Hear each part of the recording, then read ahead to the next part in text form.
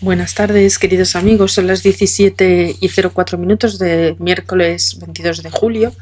Fijaros lo que me ha pasado hoy. Yo pensaba que tenía que ir al hospital, pero hasta mañana nada. Bueno, pues mira, esto que adelanto. Voy a terminar ya los 2 últimos capítulos que me quedan. Bueno, los 3 últimos capítulos, hoy al menos uno de ellos, de nuestro querido tomito de historia, que es una pasada. Y donde nos habíamos quedado es que estos 2 días después de la resaca del Mundial, por cierto, vuelvo a decir, ¡viva España! Sin que suene a fascista, porque soy todo lo contrario de lo fascista, que me alegro de tener la selección maravillosa que tenemos. Bravo, chicos, lo habéis hecho muy, muy bien y sobre todo habéis tapado muchas bocas de gente muy prepotente, muy orgullosa y acostumbrada a ganar con muy poca humildad. Para ganar bien hay que saber perder y esta gente me parece que no sabe mucho. Bueno, bromas aparte, vamos a hablar ya de lo que es el humanismo y los orígenes del Estado moderno. Este capítulo lo introduce el profesor Santiago Aguadé Nieto de la Universidad de Alcalá. Y bueno, básicamente empezaremos como una introducción que dice que como punto de partida del tema que vamos a abordar hay que hacer 2 afirmaciones que nos van a proporcionar el hilo conductor de toda la exposición. La primera se ha convertido en lugar además común de las historiografías actuales, y es que el Estado moderno tiene sus orígenes en el siglo XV. Cierto es, o sea, la Edad Media, como dijimos, que había empezado la Alta Edad Media en los años 400 y pico 70, con las primeras invasiones visigodas, la Alta Edad Media, realmente lo que es la Baja Edad Media terminará básicamente con los inicios del Renacimiento, siglo XVI. Pero bueno, ya se intuyen los primeros coletazos de este gran cambio político, geopolítico, cultural, de pensamiento y todo esto en el siglo XV,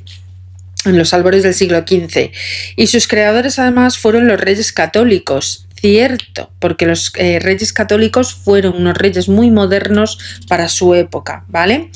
En cuanto a la segunda parte que hablamos de estos matices, se refiere a que podríamos llamar al programa político del humanismo, y además de tan sencillo como la conclusión de que a la llegada del historiador José Antonio Maraval,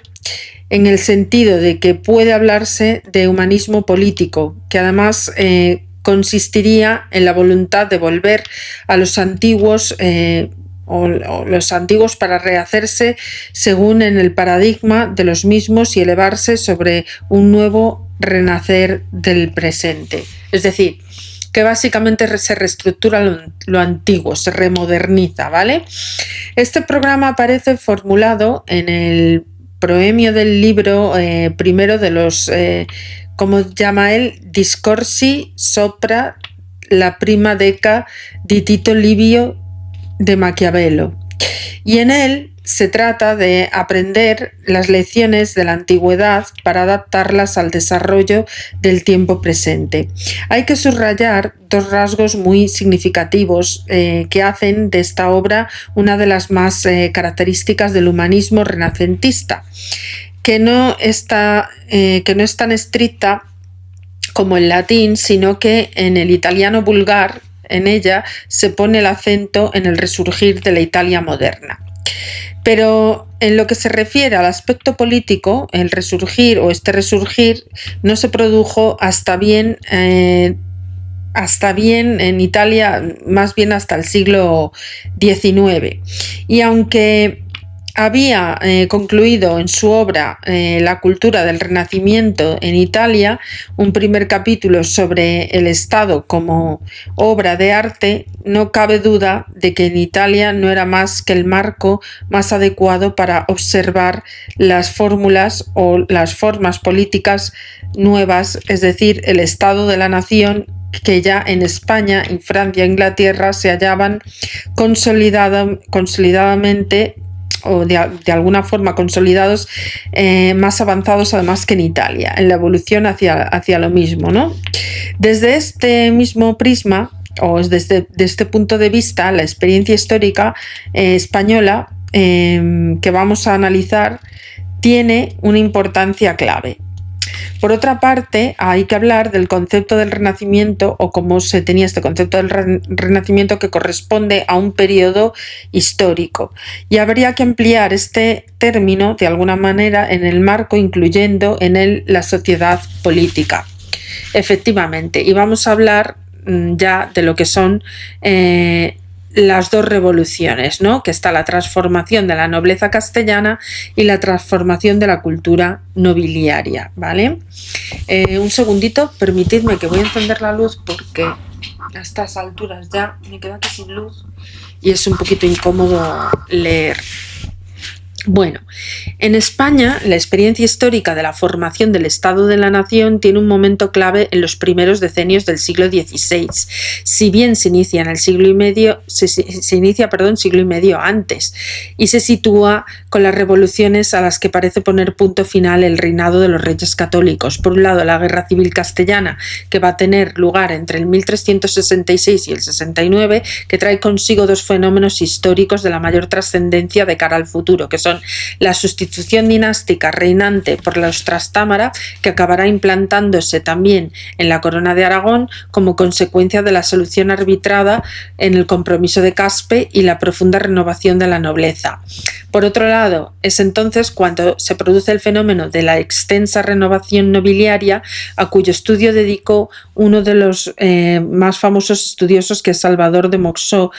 consistente en la desaparición de la vieja nobleza como consecuencia de un impresionante proceso de decadencia biológica, y en las persecuciones del reinado de Pedro I entre 1350 y el 69, así como en la guerra civil, que ensombrece buena parte del verso origen que acabará consolidándose con los reyes católicos, los ducados y los condados, e incluso los marquesados como el de Villena, que proceden de la época de Enrique II allá por 1369 al 79, o sea, casi 10 años de gloria de estos marquesados. Esta serie de profundos cambios, que tiene su inicio a mediados del siglo XIV, origina una aguda crisis en el principio de legitimidad y una aguda conciencia de inseguridad, así como el inicio de un cierto cambio de los modos de vida y de la mentalidad, que además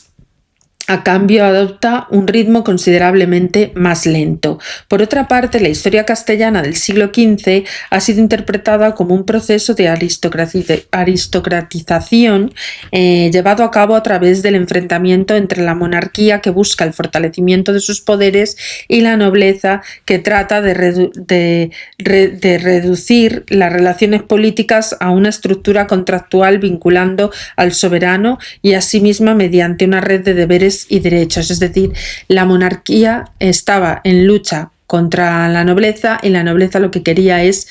todo lo contrario, potenciar más los privilegios atando a los poderes monárquicos, ¿vale? Tal enfrentamiento ha existido. Entonces, en lo que los historiadores difieren es en la importancia que hay de atribuirle en su interpretación. Mientras para Luis Suárez Fernández, el historiador, se le asigna un papel fundamental, su resultado final constituye una paradoja que consiste en el simultáneo control durante el reinado de los reyes católicos y el poder político por la monarquía y el socioeconómico de la nobleza. Para Julio Valdeón de Bartolomé y Clavero, la paradoja desaparece si se tiene en cuenta que se trata de una contradicción secundaria y que se resuelve con el fortalecimiento de la monarquía, entendido no como obstáculo de la expansión socioeconómica de la nobleza, sino como una condición necesaria de la misma. Asimismo, una de las claves de los profundos cambios ocurridos durante el periodo residente en el paulatino alejamiento de la nobleza del ejercicio de la que hasta entonces había sido su función básica de clase, la guerra, que trae consigo, y el desarrollo del papel desempeñado por las milicias concejiles, debido a que según entonces había gente como los caballeros que se ven ante los peligros y muchas veces huyen, mientras que los civiles soportan la parte peor, este fenómeno constituye, de acuerdo con los conceptos formulados por Norbert Elias, un momento fundamental en el que el proceso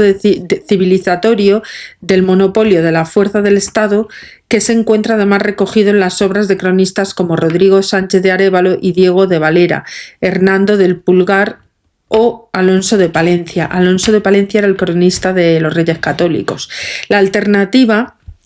rápida de solución se experimenta en el siglo XV peninsular en la función militar de la nobleza, que era su adaptación a otras funciones que iban revistiendo importancia social similar, como el servicio de Estado y la administración de las posesiones territoriales. Vamos a ver qué ocurre con la transformación de la cultura nobiliaria. Una transformación simultánea y de similar sentido y similar calado se lleva a cabo en la dimensión cultural de estas mismas clases castellanas, respecto a la que el propio Moxó puso de relieve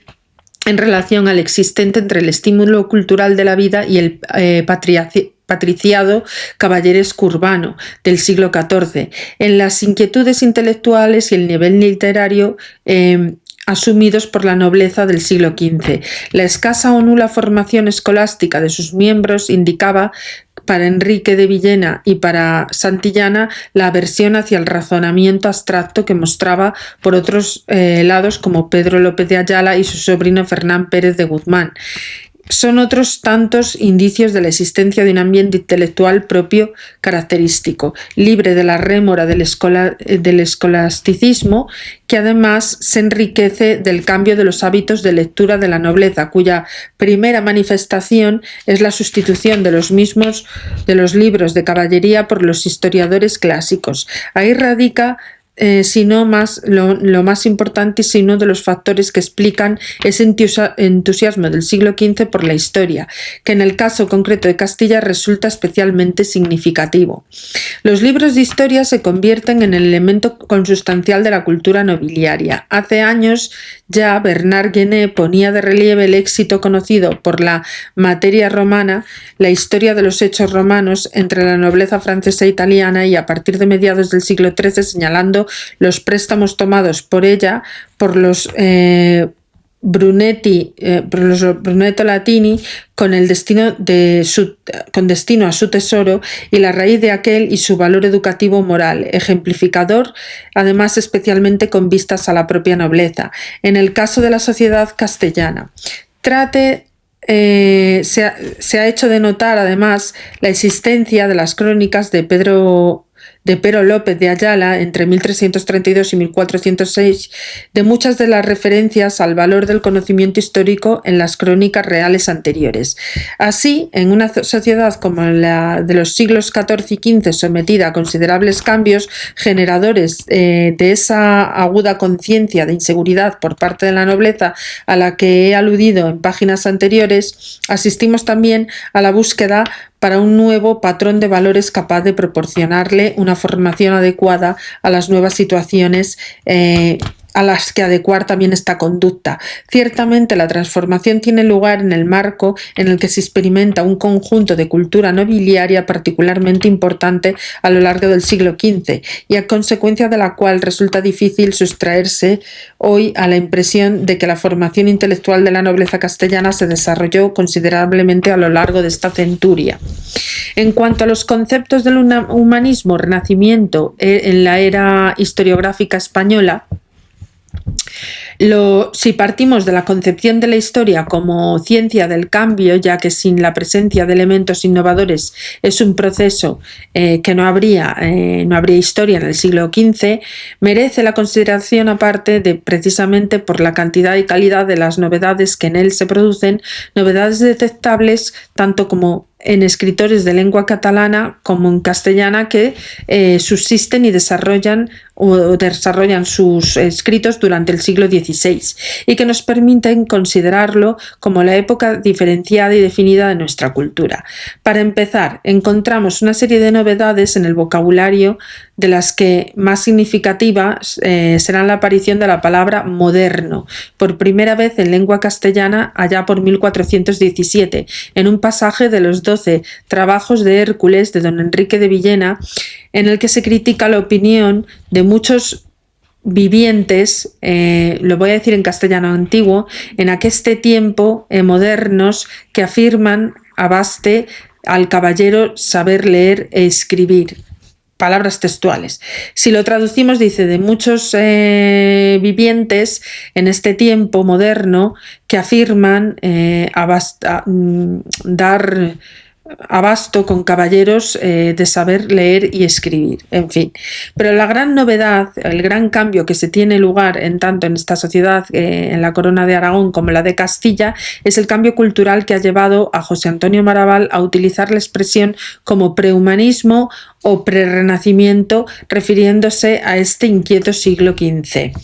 La aparición de estas dos expresiones, de modo alguno, quiere decir que desde el punto de vista del mismo historiador sean equivalentes, ya que mientras para él el humanismo lo hace en referencia a los aspectos estrictamente filológicos del cambio cultural, al interés por la lengua y la literatura grecolatina antiguas, un aspecto de la mentalidad se produce frecuentemente como consecuencia de los viajes de intelectuales italianos del Renacimiento, y representa además con su totalidad el cambio y los identifica con la modernidad. Constituye además una renovación de la historia cuyos protagonistas son los hombres nuevos que utilizan como modelo la lección de los antiguos, y no para imitarla, sino para sobrepasarla, y en algunos casos cuyos elementos más significativos, pero solo algunos, tienen un origen en Italia. Por consiguiente, mientras el humanismo implicaría la atención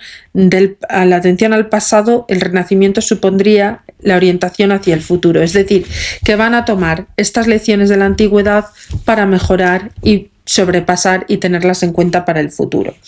Ahora bien, se entiende con el Renacimiento como cambio. Esto no debe entenderse como un corte drástico, una ruptura, porque la historia, hablar de cambio, implica referirse también a unas permanencias, lo que es el caso concreto en el que estamos analizando, es decir, que hay un devenir, hay un flujo antes de que se produzca ya el cambio y se asuma el cambio como tal. Es que durante el siglo XV se van a ir dando conceptos que se van a ir cambiando las mentalidades y las formas de pensar hasta llegar prácticamente al siglo XVI, ya con el Renacimiento instaurado como tal. Es preciso tener en cuenta tanto las persistencias medievales todavía vivas entre finales del siglo XV y fines del XVI, como los precedentes de carácter renacentista en los siglos centrales de la Edad Media, en los propios cambios relativos y graduales que suelen percibirse a través de ella. Así, la afirmación de que Petrarca es el primer hombre moderno debemos interpretarla en el sentido de que el primer hombre medieval en el que se resulta posible detectar elementos, síntomas de un tiempo nuevo y que estaba empezando era Rafael Lapesa.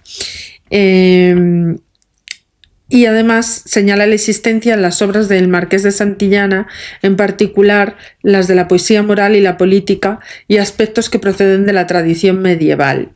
y junto con otros de innovación renacentista. El fenómeno normal que se repite con muchos otros escritores de la época, como el canciller Pero López de Ayala, Pérez de Guzmán y Juan de Mena o Alonso de Cartagena. Por lo que se refiere a la génesis y la difusión del humanismo en Europa en general y en concepto de península ibérica desde 1860, la historiografía relativa al humanismo y el Renacimiento ha adoptado dos posturas básicas entre las que caben toda una serie de matices. Por una parte, los historiadores que continúan fieles al esquema trazado por Burckhardt de la cultura del Renacimiento en Italia entre 1860, que fue escrito esto, y consistente en un modelo único basado en la difusión en Europa del paradigma italiano. Y así Miguel Bajori entiende los términos humanismo y renacimiento como una actitud común de pensadores que desde finales del siglo XIV a finales del XVI asumen en todos los campos de la especulación intelectual posiciones acordes con transformaciones del hombre al paso de la Edad Media al mundo moderno, mientras que la difusión del humanismo en la península ibérica seguiría las leyes de la geografía y la historia, pensando primero de Italia a las regiones catalanas y de Aragón para trasladarse al reino de Castilla y Portugal, es decir, que fue gradual, empezó por el Mediterráneo, se fue adentrando en la península. Por otra parte, historiadores como José Antonio Maraval han sustituido este esquema por otro basado en la pluralidad de modelos, cuya diversificación se debería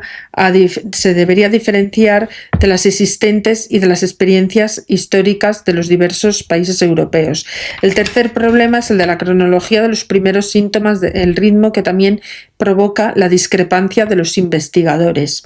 Para el propio Maraval, las primeras manifestaciones del Renacimiento se dan unidas a la influencia italiana a partir de mediados del siglo XV para desenvolverse en el siglo XVI. En la península ibérica, una serie de factores políticos, dinásticos, económicos y culturales habrían abonado el terreno, preparándolo para la recepción de la influencia italiana. Nicolas Round critica duramente todo lo anterior y retrasa hasta el reinado de los reyes católicos la existencia del cambio en el panorama intelectual, calificando a Juan de Lucena como el escritor español más aproximadamente humanístico de su tiempo. Ottavio Di Camillo sitúa entre la segunda y la tercera década del siglo XV las primeras manifestaciones renovadoras plasmadas en el conocimiento de los humanistas italianos del 480, temprano por los eruditos españoles del Concilio de Basilea de 1432, con los síntomas más antiguos de la aparición del humanismo en España, consciente de la traducción de textos retóricos clásicos realizados por Enrique de Villena y Alonso de Cartagena, cuya vulgarización constituye un rasgo distintivo de la vida cultural española del periodo. Las traducciones se encuentran entre las primeras realizadas en Europa en lengua vernácula, a través de las cuales se ha puesto en contacto, iniciado poco después de mediados de la centuria, surgiendo en Castilla así una élite formada en su mayoría por letrados que da lugar a una atmósfera prehumanista. Así se considera al segundo de ambos, el primer humanista español, y al prólogo de la traducción de la Inventione como el primer documento del humanismo español. En fin, en la fecha relativamente reciente, Helen Nader ha cuestionado en profundidad toda esta serie de puntos de vista, partiendo de la concepción del Renacimiento italiano como un fenómeno mucho más precoz, que se inicia en el siglo XIV y se desvincula del Renacimiento castellano e italiano, señalando la posterioridad de los préstamos del Renacimiento italiano a la aparición en Castilla de una literatura renacentista, y además negando cualquier posible relación causal entre Castilla y el humanismo italiano durante el reinado de los reyes católicos, con la aparición en ella de un renacimiento de corte italiano durante el siglo XV. Vamos a ver los caracteres. En principio, la valoración de la antigüedad, como hemos dicho, que es uno de los tópicos. Después se va a ver un gusto por la novedad, todo lo nuevo. Luego además tiene un carácter dialógico del humanismo y una aparición, una transformación que produce una transformación sociocultural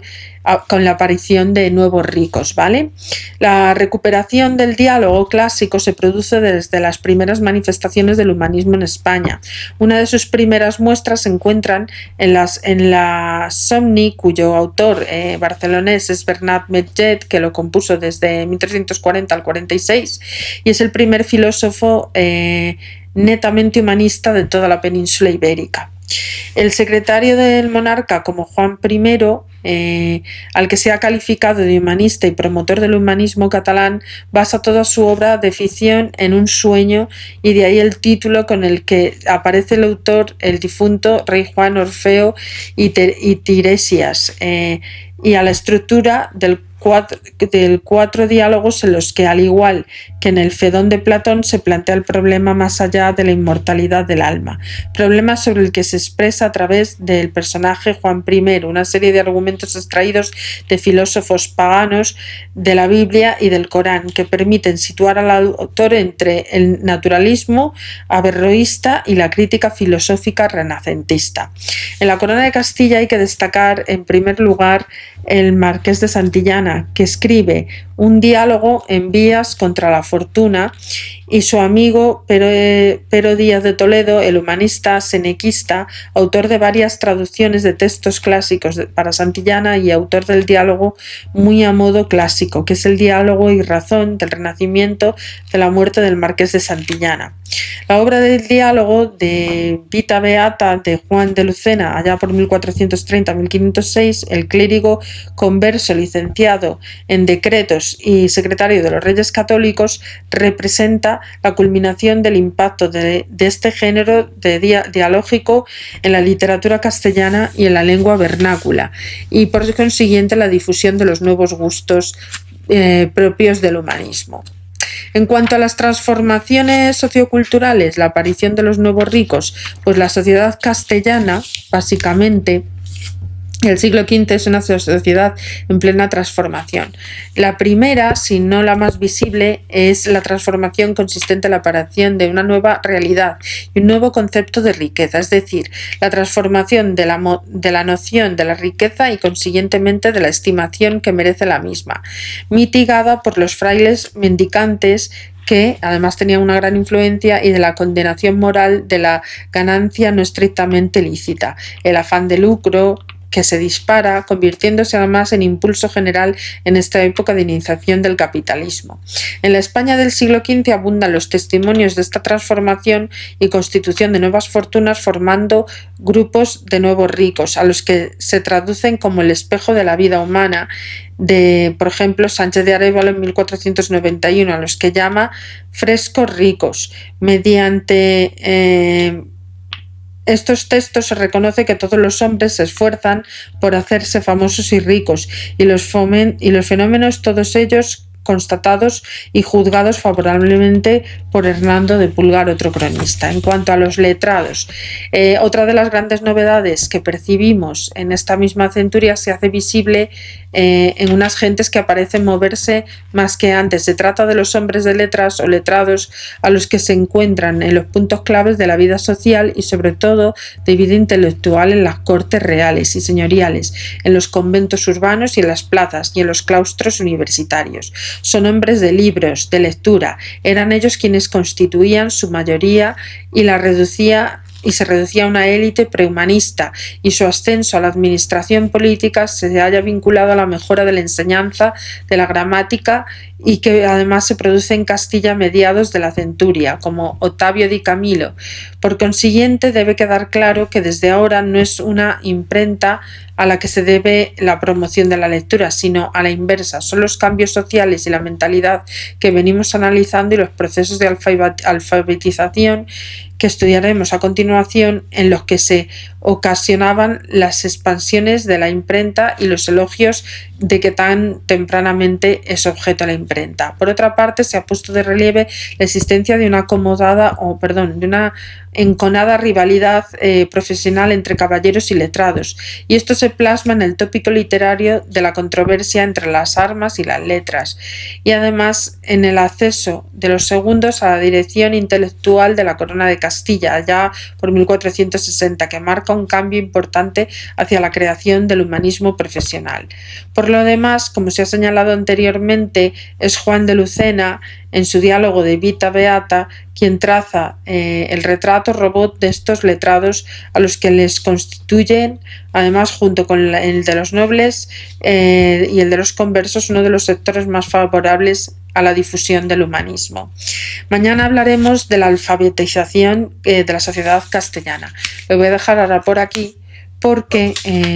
lo que quiero es preparar unos documentos que necesito para mañana para el hospital, porque estoy en pleno recurso. Bueno, pues nada, mañana continuamos a partir de aquí, a ver si pudiéramos entrar ya en los Reyes Católicos como tal, en su gobierno, y ya terminamos el libro. Mi idea es terminar mañana los 2 últimos capítulos que quedan. A lo mejor los vídeos son un poquito más cortitos, pero lo importante es que se haya ya en la mente de la persona que estamos en el final de la Edad Media, una nueva época que es el Renacimiento, que digamos que es la entrada de la luz, del pensamiento, del amor a las letras, a la cultura, a la protección del patrimonio intelectual, y más prolífico de la historia no solo española, sino también europea, porque el Renacimiento en Europa también tuvo un peso enorme. Por cierto, que hablaré del Renacimiento de Europa también en algunos capítulos ya de estos que voy a confeccionar adicionales a este manual. Pues nada, agradeceros que os sigáis suscribiendo, que la suscripción es gratuita, que no se cobra por nada, y ya que estás aquí y eres usuario nuevo, no te cuesta nada darle a la suscripción y a la campanita para poderte mantener actualizado en el contenido que voy a seguir colgando. No nos olvidamos del Rincón de la Ciencia, que siempre lo digo, tengo 5 libros nuevos para empezar a compartir con vosotros, y la verdad que quiero aprovechar esto que me queda de vacaciones, entre que presento el recurso legal contra el INS y todo esto, pues por lo menos para ocupar mis vacaciones en algo que a mí me aporte, pues eso, conocimiento, cariño por el saber, y bueno, compartirlo con vosotros, porque creo que si estáis aquí es porque os gusta. Por eso digo, por favor, suscribiros, compartir, darle al like, y estamos en ello, culturizando a todo aquel que quiera aprender algo distinto, ¿vale? Un saludito y que tengáis buena tarde. Hola, buenos días, queridos amigos. Nos quedamos ayer o anteayer, creo que fue anteayer, disculpadme este retraso, pero bueno, con las citas hospitalarias pues se me ha ido un poquito la agenda de la cabeza. Bueno, nos quedamos en que íbamos a continuar el capítulo de lo que es el humanismo y los orígenes del Estado moderno en lo que es la península ibérica, pero bueno, también un poquito en relación con el resto del mundo, con el resto de la zona de Europa, ¿vale? Y nos quedamos en lo que iban a ser los caracteres, cómo iba a estar estructurado todo este periodo, ¿vale? Empezamos por la valoración de la antigüedad, ¿vale? Porque esto también es muy importante, porque sí que es verdad que se empieza a retrotraer del pasado grandes pensamientos del mundo clásico. Cuando digo del mundo clásico hablo, por supuesto, de los primeros filósofos, ya sean los clásicos de Grecia y Roma, así como los poetas, los literatos, perdonad, los literatos y este tipo de pensadores de aquellas épocas, que por supuesto van a tener un grandísimo impacto a la hora de recuperar toda esta cultura en la vida actual, ¿vale? O sea, en la vida actual de la Edad Media, ¿vale? Digamos que estamos a las puertas de abrir el periodo más rico, cultural y luminoso de toda la historia española, al menos en esa época, antes de llegar a lo que es la edad contemporánea como tal, ¿vale? Porque pasarán muchos siglos hasta que lleguemos a eso. Bueno, pues vamos a empezar con lo que era la valoración de la antigüedad. El tópico de la vuelta a la antigüedad no es más que un mito bajo cuya imagen de una época, y además contemplada a sí misma, es decir, una serie de creencias colectivas que permiten integrar el conjunto integrándolo en él, es decir, un cambio que se produce en el mismo y como tal un elemento a tener en cuenta. El problema surge a partir del momento en que la interpretación moderna del Renacimiento se apoya con este mito, provocando con ello una confusión un poquito rara entre el humanismo y el Renacimiento, ¿vale? Interpretado como esa vuelta a la antigüedad, como una asimilación de los modelos literarios y artísticos creados en las épocas clásicas, que permitiría una renovación del saber y con ello una creación del nuevo grupo social de distinguidos como los humanistas, esperando de ellos una acción educativa o en ocasiones directa. En la mayor parte de los casos siempre ha sido algo difuso. La explicación, en este caso posible hoy día, es muy distinta y debe ir en el sentido en el que el mito es la respuesta a la pretensión de esos hombres de poder contemplarse a sí mismos como hombres nuevos, los modernos, a través de la asimilación del saber antiguo. Por consiguiente, la pretendida revolución mental del Renacimiento no hay que buscarla en lo que se aprendió de los modelos italianos o detrás de esto, sino en el que todo se creó con un pretexto, una manera más que de el renacer, se trataría de un renacer por las letras, ¿vale? Es decir, por lo que es en sí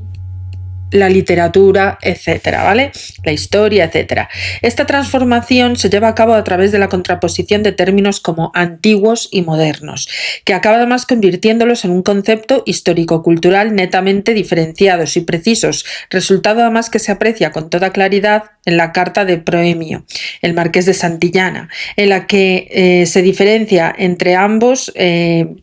o esta diferencia no existe o no reside en una cuestión de tiempo, sino de valor cultural. Para entonces los antiguos han dejado de ser simplemente los hombres que vivieron un pasado lejano, a los que se les atribuye una vaga sabiduría moral, para convertirse en los protagonistas de una cultura perfectamente delimitada y además determinada, a la que se accede especialmente a través de las lenguas y de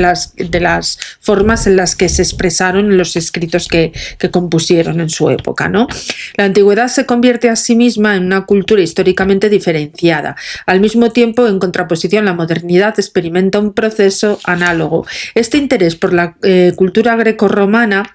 en modo alguno es privativo del humanismo renacentista, ya que también en la Edad Media tuvo su clasicismo, aunque considerado desde este punto de vista distinto a lo narrativo y a lo pintoresco, por ello con un enfoque diferente al que se le aplicaría en el siglo XV o XVI. Digamos que el siglo XVI es el esplendor del Renacimiento, ¿vale? De manera que asistimos durante los últimos siglos medievales a una difusión de los temas de personajes de mundo clásico y en ese sentido de la antigüedad, desarrollando en ese periodo que se basó en la aceptación del magisterio de los griegos y los romanos y que se dio en las primeras fases del humanismo. Ambos periodos tienen su propia visión como antigüedad entre comillas, profundamente deformada y en ambos casos, aunque de manera diversa. Por consiguiente, en ambos momentos la Edad Media y el Renacimiento se han enfrentado a la herencia del mundo clásico y por lo tanto se hallan unidos como dos fases o en dos fases de un mismo proceso plurisecular de la asimilación misma, una primera de arranque y una segunda con la incipiente madurez, proceso a través del cual surge y se desarrolla la concepción, la visión y la historia del progreso, a lo largo del cual funcionan el mito de la vuelta a la antigüedad con un papel en que en modo alguno es decisivo. En España, la transición de una a la otra se produce durante los reinados de Juan I de Aragón, que van del 1387 al 95, y de Juan II de Castilla, que va de 1406 a 1454, y que puede personalizar las figuras de Bernat Metger y en el primer caso el marqués de Santillana en el segundo. Como conclusión, podemos constatar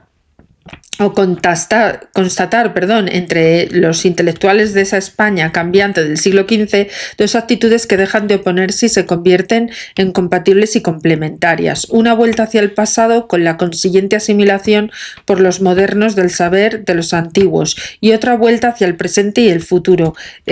como una emulación y superación de los segundos de los primeros, es decir, como una imitación exactamente de la época posterior hacia la primera. Lo que intentan es mimetizar una época de esplendor clásico, traerla al presente, cuando digo al presente medieval en ese momento, ¿vale? De la Baja Edad Media. Esta mezcla de veneración humanista por la antigüedad y de pasión renacentista por lo nuevo es en la que se hallarían perfectamente relacionados y perfectamente diferenciados a la vez ambos aspectos. Tenemos que hablar entonces de que hay un gusto por la novedad. En este último aspecto, lo que vamos a encontrar a continuación y tratando de responder a la cuestión de lo que hay de nuevo en el humanismo, pues es obviamente que se han ocasionado novedades. En el siglo XV el término antiguo se usa también para una concepción distinta a la que hemos estado viendo, la de lo exótico, lo antiguo recientemente descubierto y que por consiguiente es nuevo. Así Hernando de Pulgar, elogiando al marqués de Santillana, dirá de él que le placían sobremanera las cosas peregrinas y antiguas. Y el cronista Enríquez de Castillo, en su crónica de Enrique IV, presentará ya este gusto, evidentemente por lo extraño, en cuanto a lejano en el tiempo o en el espacio, como una actitud o característica de sus contemporáneos en ser nuevo. Así la novedad de lo antiguo se convierte en el tópico renacentista. Por consiguiente, lo desconocido, lo raro, resulta atractivo y por ello estimado. Lo que afirma además, o se afirmaba en la Celestina, que era la rareza de las cosas, se dice en la Celestina, es madre de la admiración concebida en ojos que desciende al ánimo por ellos. Se produce así un cambio importante en lo que había caracterizado la cultura medieval, el gusto por lo ya visto mediante la sustitución por el gusto de los distintos como consecuencia del interés por lo nuevo.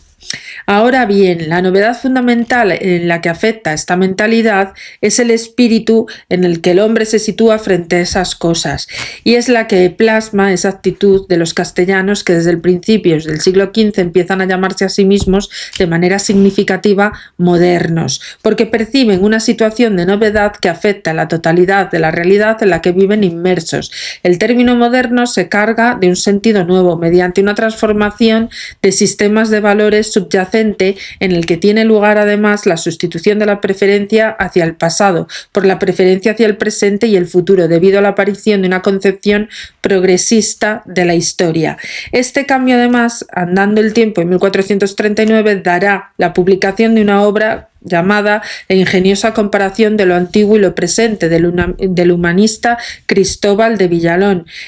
sistemáticamente concebida en defensa de la superioridad de los modernos por primera vez en las literaturas europeas. Vamos a ver el carácter dialógico del humanismo. La recuperación del diálogo clásico se produce, como hemos dicho en el capítulo anterior, desde las primeras manifestaciones del humanismo en España. Una de sus primeras muestras se encuentra en lo que le llaman Somni, cuyo autor barcelonés Bernat Metge, que lo he mencionado antes, que va de 1340 a 1346, básicamente 1413, es el primer filósofo netamente humanista de toda la península ibérica. Era el secretario del monarca de Juan I, al que se ha calificado de humanista y promotor del humanismo catalán, y basa su obra en la afición de un sueño, y de ahí el título en la que aparece el autor del difunto rey Juan Orfeo, Orfeo y Tiresias, y la estructura del cuatro diálogos en los que, al igual que el Fedón de Platón, se plantea el problema más allá de la inmortalidad del alma, el problema con el que se expresa a través de su personaje, de Juan I, una serie de argumentos extraídos de los filósofos paganos, como por ejemplo de la Biblia y del Corán, y además que permite situar al autor entre el naturalismo averroísta y la crítica filosófica renacentista. Creo que esto ya os lo he comentado en el capítulo anterior. La corona de Castilla, hay que destacar en primer lugar el nombre del Marqués de Santillana, que describe el diálogo de Vías contra la fortuna, y el de su amigo Pedro Díaz de Toledo, humanista senequista, autor de varias traducciones de textos clásicos para Santillana y autor de un diálogo al modo clásico que se llamaba El diálogo y razonamiento de la muerte del Marqués de Santillana. Esta obra de diálogo de Vita Beata de Juan de Lucena de 1430 a 1506, que era un clérigo converso, licenciado en decretos y secretario de los Reyes Católicos, representa la culminación del impacto del género dialógico en la literatura castellana en lengua vernácula y por consiguiente la difusión de los nuevos grupos propios del humanismo. Esto sí creo que os lo he comentado, pero bueno, mira, así lo refrescamos porque como hemos estado 2 días sin publicar nada, por lo menos ya lo dejo todo enlazado en el mismo vídeo. Se trata de un diálogo en el que 2 de sus personajes conversan sobre cuál es la forma de la vida más feliz. El autor escenifica la acción como una reunión en la corte real castellana con el Marqués de Santillana, con Juan de Mena y el obispo Alonso de Cartagena, a los que llama nuestros petrarcas, y se ha considerado como el primer retrato literario de un tipo social nuevo, el de los 2 letrados humanistas, grupo elaborado que difunde durante el siglo XIV un nuevo modelo cultural que acaba imponiéndose en el siglo XV y que se caracteriza por una formación intelectual muy amplia en la que resulta imposible disociar los elementos jurídicos, históricos, filosóficos, filológicos o literarios, es decir, que hacen un totum revolutum muy coexionado del que es difícil separar, ¿vale? Por otra parte, este modelo cultural implica un proyecto reformista al tipo de humanista, del que se espera el cultivo de las letras, la reforma de la sociedad y del hombre, dada la incapacidad de todos los estados para alcanzar la felicidad, proyecto que enlaza las ideas formuladas por el humanista italiano Lorenzo Valla. Hay que destacar también en la obra de Lucena el análisis que lleva a cabo de las características del diálogo, tal como se difunde en la España del siglo XV. Se trata de un género que rompe abiertamente los métodos escolásticos. Acordaros que la escolástica era la filosofía principal durante prácticamente toda la Edad Media, ¿vale? En la España del siglo XV se trata de un género que rompe, como hemos dicho, con la disputatio, la discusión, que trataba de derrotar al oponente mediante la obtención de conclusiones definitivas, mientras que en la amena conversación, en que consiste el diálogo, se procede aproximadamente o de la misma forma o de manera gradual a lo que se pretende conocer, que aparece al final como probable y más que como seguro. La obra de Lucena conoció una difusión muy amplia durante los últimos 25 años del siglo XV, como lo demuestran las ediciones hechas en ciudades distintas antes de 1500, así como su impacto en las coplas a la muerte de su padre, de Jorge Manrique, las cartas y los claros varones de Castilla, de Fernando Pulgar, y la Celestina, de Fernando de Rojas. Bueno, por supuesto, la Celestina es una obra maestra de la Edad Media. Que luego, en el apartado literario, por supuesto que profundizaré en estos textos, que creo que son muy importantes. Lo mismo que os dije que os iba a hablar del mundo artúrico, y pretendo hacerlo, hablaros también del papel de Juana de Arco, el papel de todas las profecías que había en aquella época, y por supuesto todos estos relatos. Esto ya corresponde al rincón de la cultura,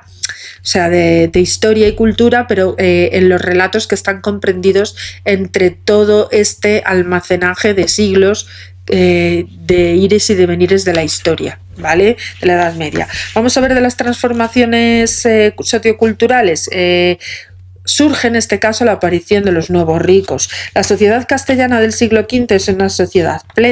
en plena transformación. La primera, si no la más visible de las transformaciones, consiste en la aparición de una nueva realidad, y es un nuevo concepto de riqueza, es decir, la transformación de la noción de riqueza y consiguientemente de la estimación que merece la misma. Mitigada por los frailes mendicantes, la condenación moral de las ganancias no estrictamente lícita, el afán de lucro se dispara, y convirtiéndose además en el impulso general en esta época de iniciación del capitalismo. En la España del siglo XV abundan los testimonios de la transformación y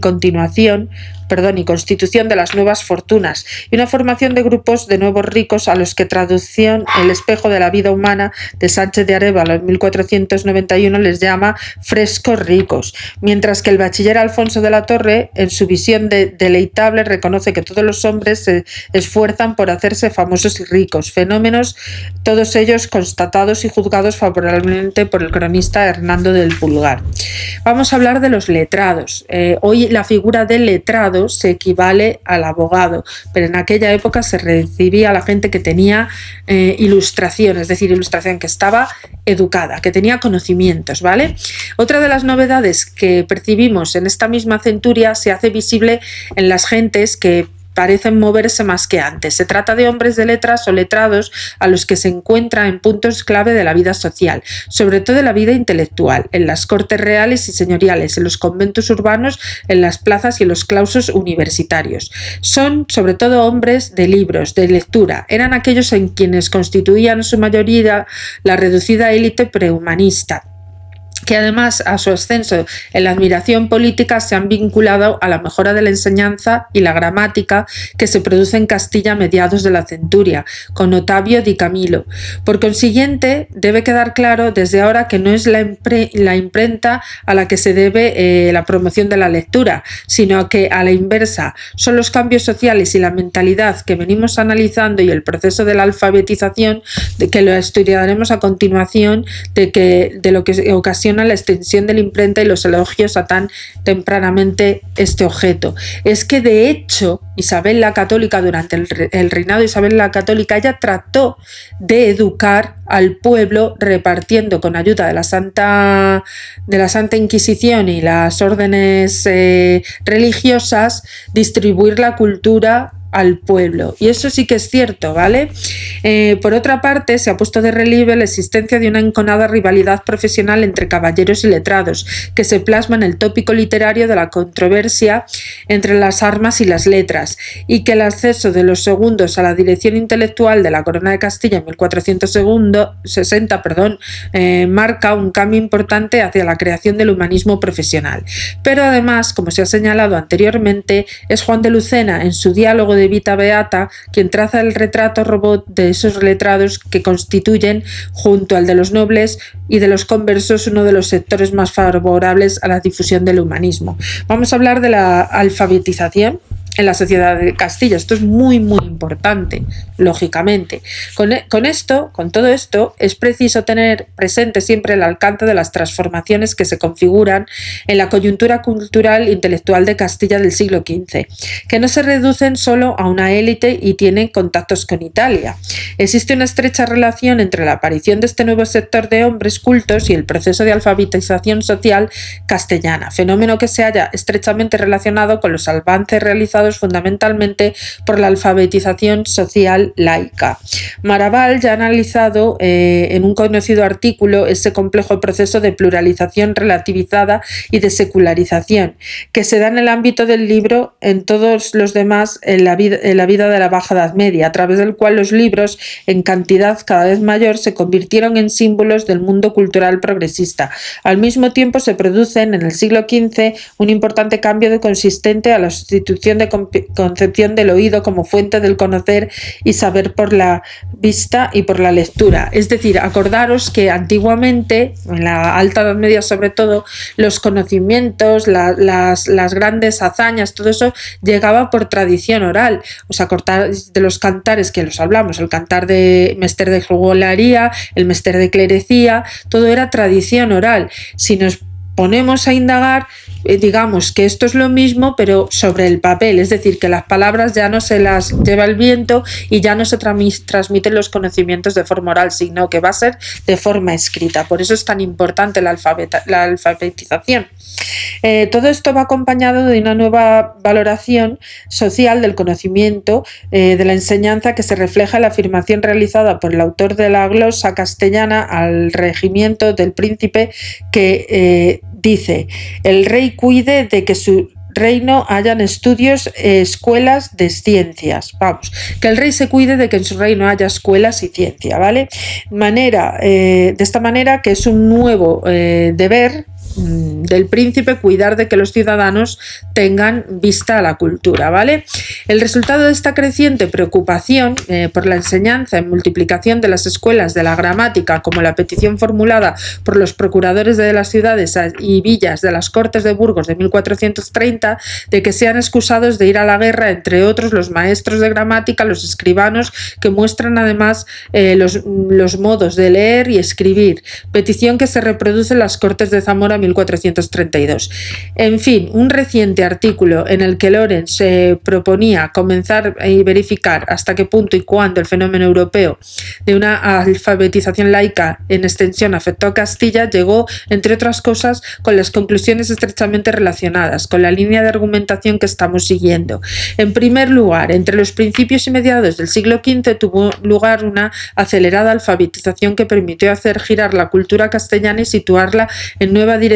y que conduce al mundo moderno. En segundo lugar, que el rápido éxito de las imprentas españolas en los años 80 y 90 de la centuria constituyen otro indicio del aumento del número de lectores durante una generación anterior y que se haya motivado por haberse producido en una coyuntura en la que la demanda de los lectores estaba superando ya la oferta del comercio de manuscritos. Por otra parte, casi simultáneamente se pone en marcha el proceso de renovación de estudios universitarios en los que el profesorado de origen italiano desempeña un notable papel y que claramente más desde el punto de vista cualitativo que cuantitativo. En este contexto en el que se debe situar el esfuerzo del propio Nebrija por difundir los conocimientos humanísticos en los medios universitarios y tras la obtención de la cátedra de gramática en 1476, al renovar los estudios de esta disciplina, primero con la publicación de la Introduction Latinae de 1481, que tanta similitud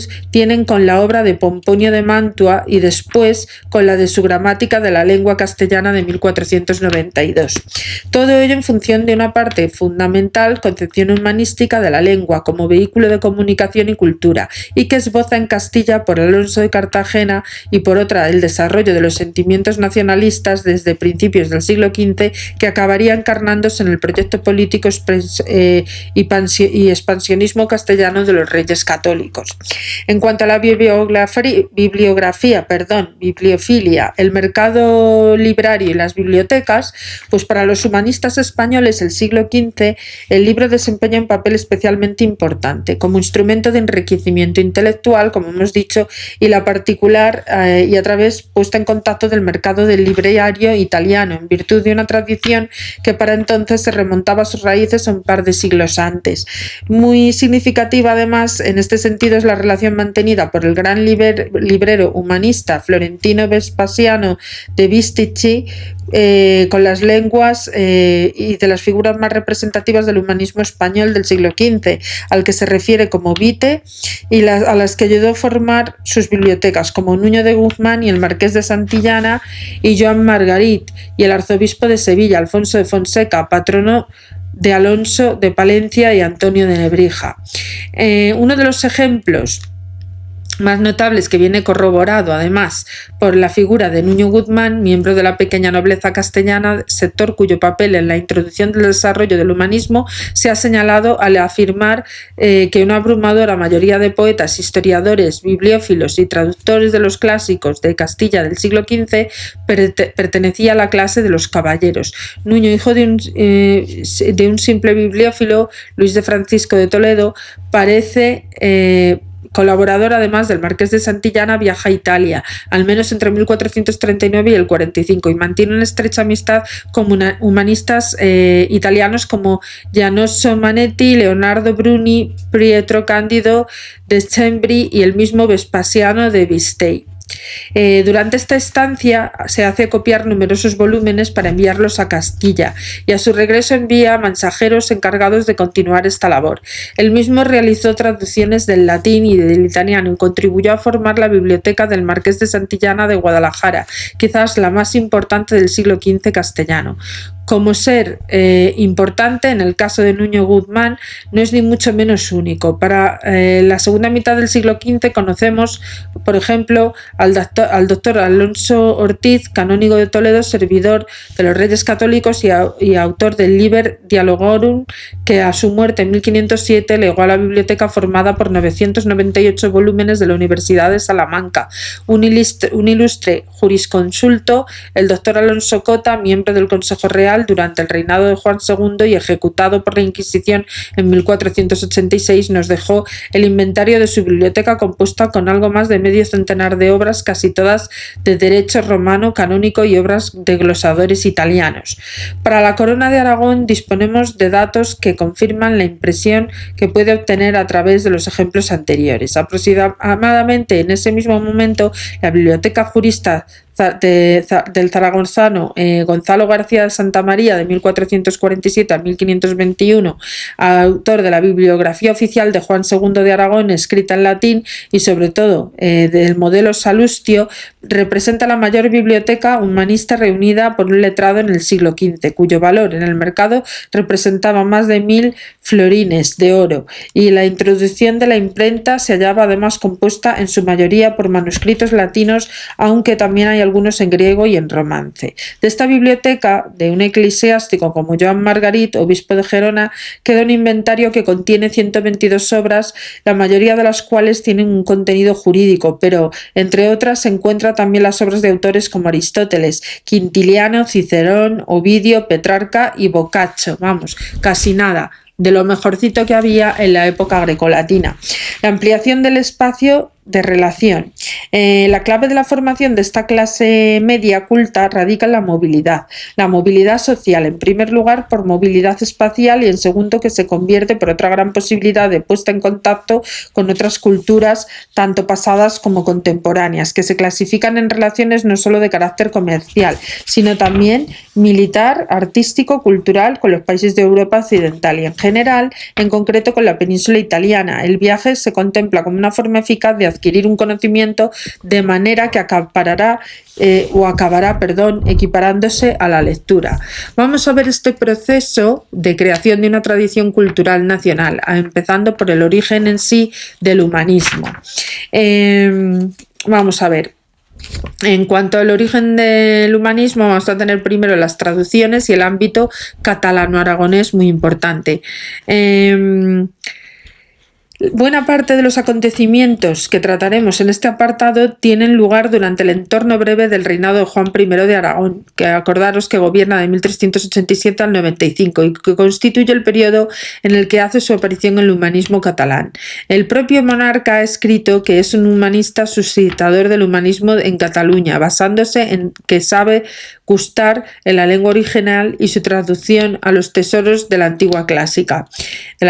clásica. Su interés por los libros y su condición de bibliófilo le da una clara idea del primer lugar de su biblioteca, en la que había obras en latín, francés, castellano, siciliano y naturalmente catalán, así como la carta que reclama a su hermano Martín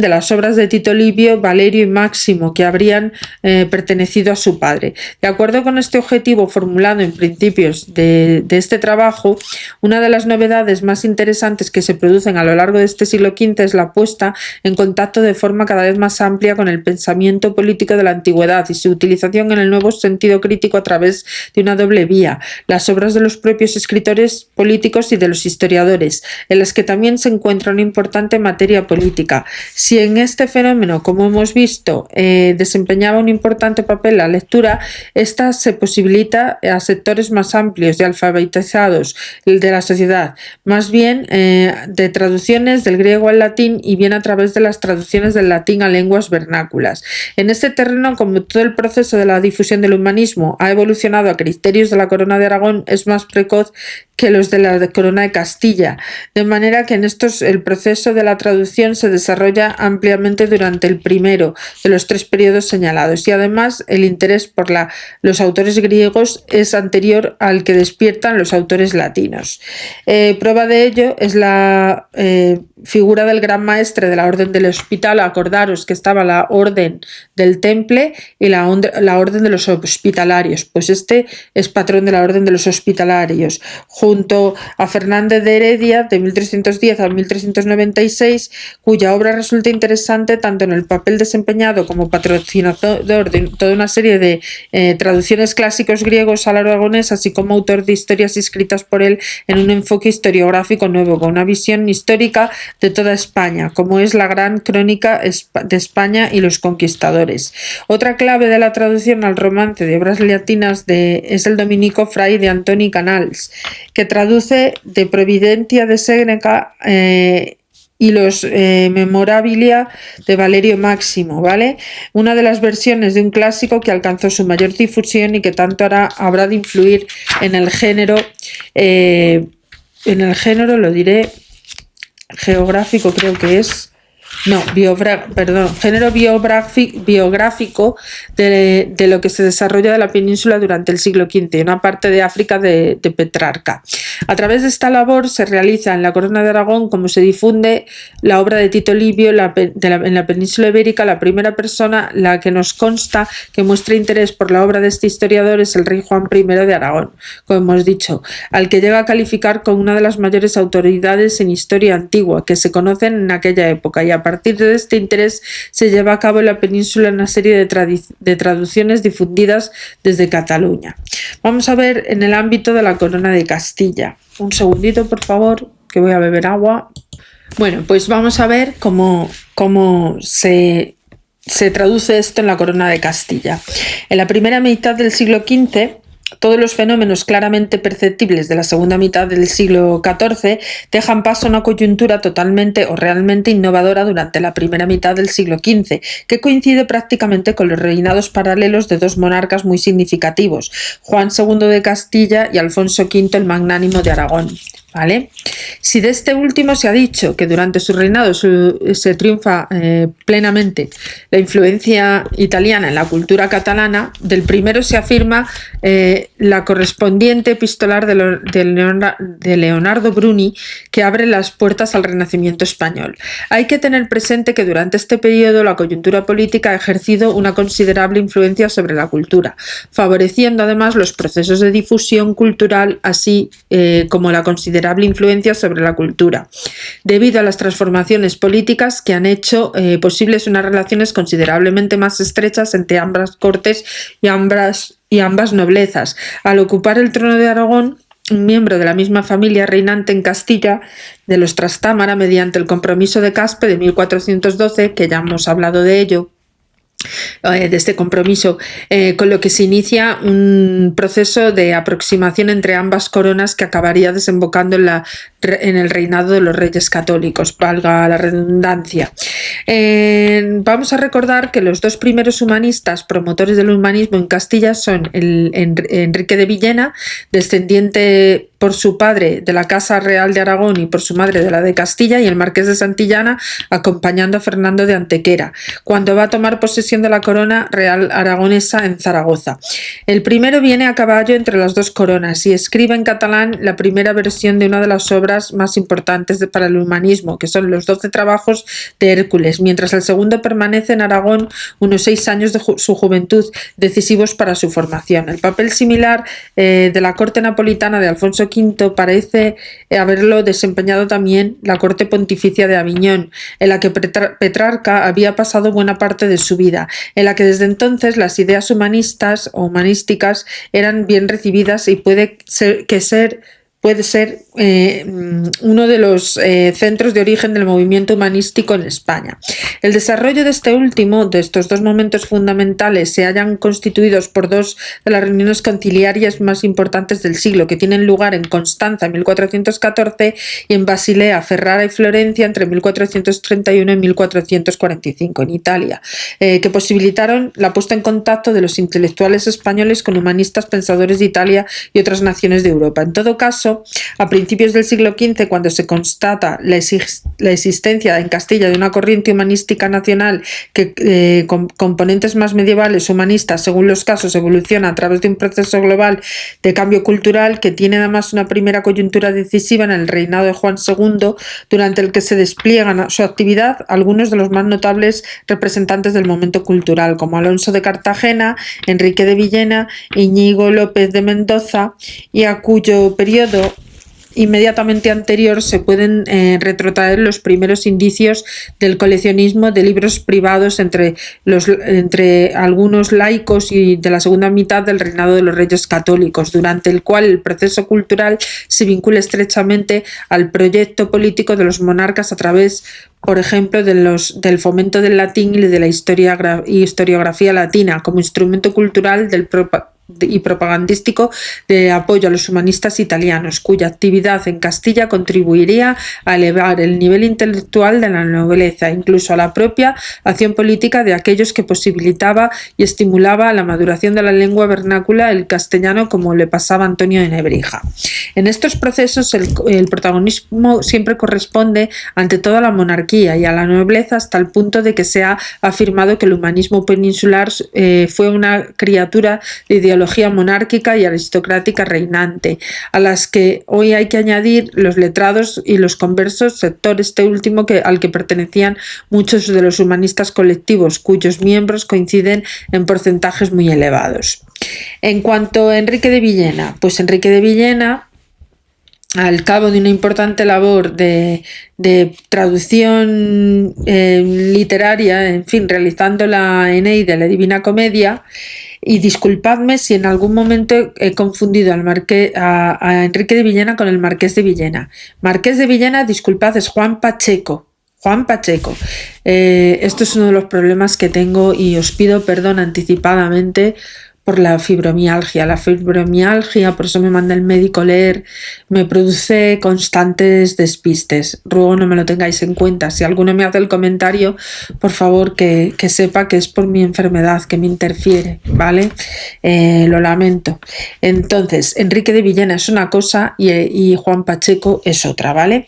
Que eran gente también ilustrada de alguna manera, tenían bastante cultura para ser en la época en la que estaban. Vale. Villena se halla relativamente próximo a algunas ideas del humanismo del 480 italiano, y como es el papel de reserva de ciudadano en función que le atribuye la poesía como fuerza capaz de influir positivamente en la sociedad. A través de sus escritos comienza a difundirse ahora la terminología nueva y el sentido absoluto, ya por su uso de su significado procedente del humanismo. En el caso de Villena, las innovaciones de su obra o que su obra presente adquiere mayor sentido si se tiene en cuenta la intensa influencia que ejerce sobre su figura tan representativa como la del Marqués de Santillana. Hablamos ahora de Juan de Mena. Juan de Mena era considerado por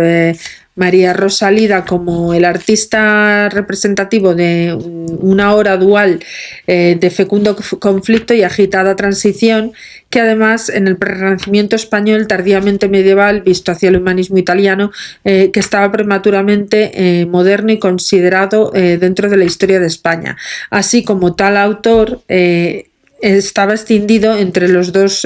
mundos, en los que todavía pesan considerablemente los cánones formales medievales y en el que domina el individualismo intelectual que emparenta con la Italia prerrenacentista. La huella de su estancia en Italia se percibe en su obra de conciencia cívica, que revela en El laberinto reminiscencia de la preocupación ciudadana de la ciudadana nacionalista de los humanistas italianos, sobre todo los florentinos. Por otra parte, en esta obra se advierte de la influencia de Dante y de Petrarca. Dante Alighieri, acordaros, es el famoso autor de los 7 infiernos, súper importante este autor. Este autor es, vamos, de lo más importante del Renacimiento, que por cierto, lo digo, mencionaremos también porque tuvo,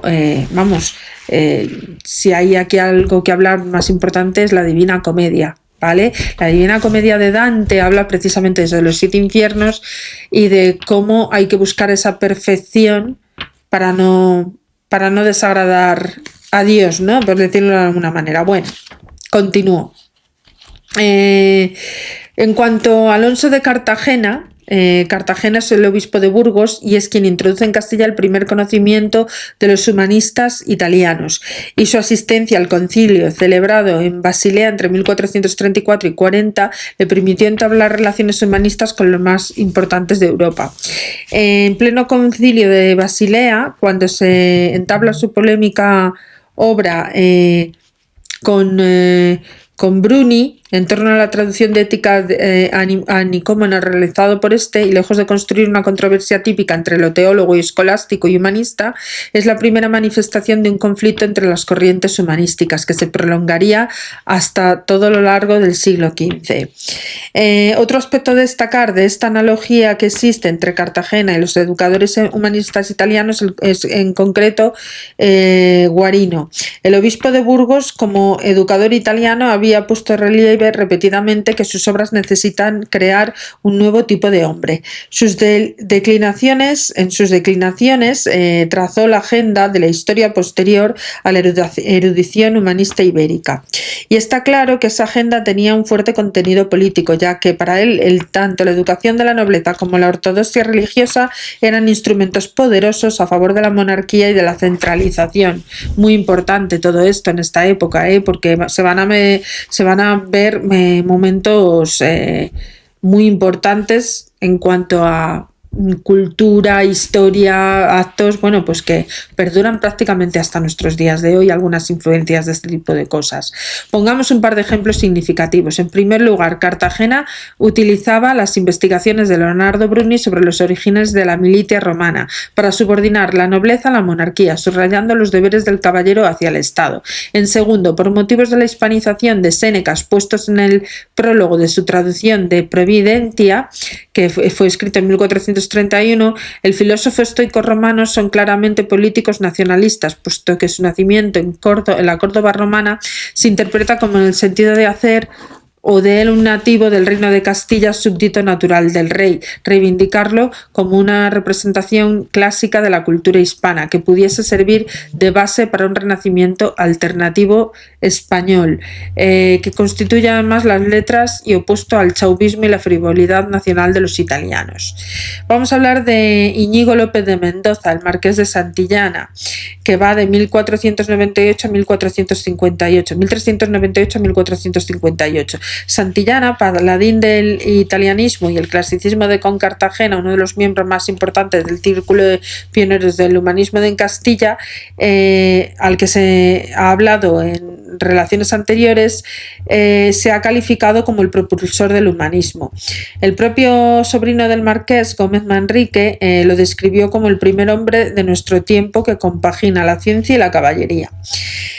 En cuanto a él, señaló en los años 80 del siglo XV que Santillana, aunque incapaz de comprender el latín, había sido un lector capaz de toscano y había reunido en sus libros italianos una biblioteca que había puesto a disposición de todos los que se hallaban interesados, a cuya formación hemos asistido al hablar de la bibliografía de la figura de Nuño de Guzmán. Lo fundamental es que lo suyo no es un caso aislado de la afición personal, sino que se hizo en este campo, que fue recogido y estimado por otros de forma análoga a la posición suya y aún más avanzadamente renacentista. Recordemos tan solo la alusión que dedica a esa obra del marqués su amigo Díaz de Toledo, humanista, senequista y autor de un diálogo muy al modo clásico, el diálogo y razonamiento de la muerte del marqués de Santillana.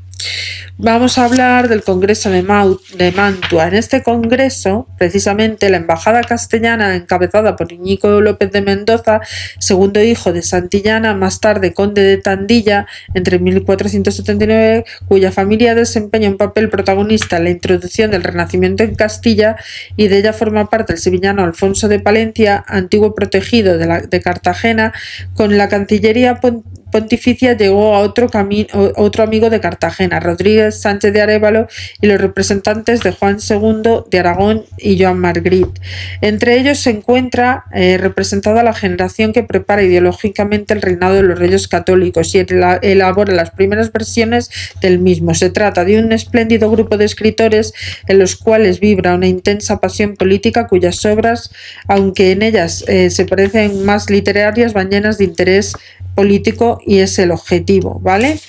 Básicamente, el humanismo y el Estado moderno en el reinado de los Reyes Católicos empieza a consolidarse, ¿vale? Dejarme un segundito, vale, con este capítulo, porque este capítulo es un poquito más largo de lo habitual. Con esta parte, yo creo que voy a continuar mañana, ¿vale? Porque son básicamente conceptos que quiero que queden claros antes de pasar ya al reinado directo de los Reyes Católicos, prácticamente los dos últimos capítulos de este libro. Básicamente, mirándolo así en grandes líneas, hay que señalar, pues eso, que hay una introducción, cómo se va a dividir estos tiempos, que hablaremos de los Reyes Católicos y la imprenta como el papel principal de los grupos de interés, la filología, la imprenta y el poder, aparte el proceso recopilador, la edición de la primera gramática castellana. O sea, se hacen unos grandes cambios que creo que es mejor verlos poquito a poco. Y como ya llevo 45 minutos,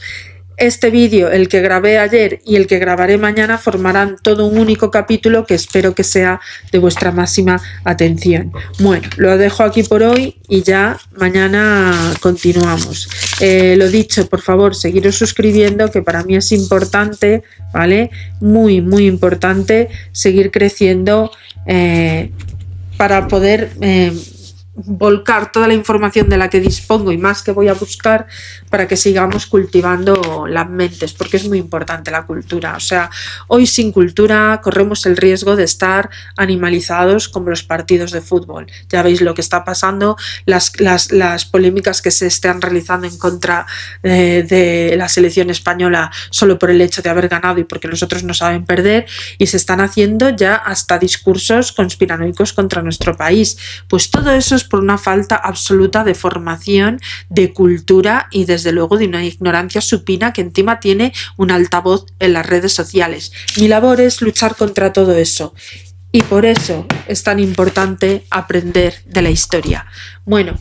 que os quiero mucho, mañana continúo. Hasta luego. Bueno amigos, y ya termino aquí la parte del humanismo. Este sería el tercer vídeo que voy a unificar en los tres.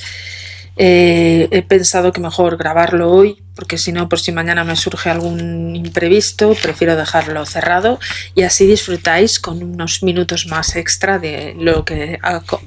acostumbramos en el canal. Bueno, pues nos habíamos quedado en que íbamos a hablar del humanismo y el Estado moderno en el reinado de los Reyes Católicos. Bueno, pues volviendo a recordar el enfoque planteado en el comienzo de este trabajo, en relación al Estado moderno, como sabemos, se ha dicho que los dos grandes pilares sobre el que descansa esta organización de poder son la soberanía y la burocracia, como manifestación del principio de racionalización política que constituye, por supuesto, el eje del pensamiento de los Reyes Católicos. Hay que decir que los Reyes Católicos innovaron, bueno, pues casi todo lo que se tenía que innovar durante la Edad Media,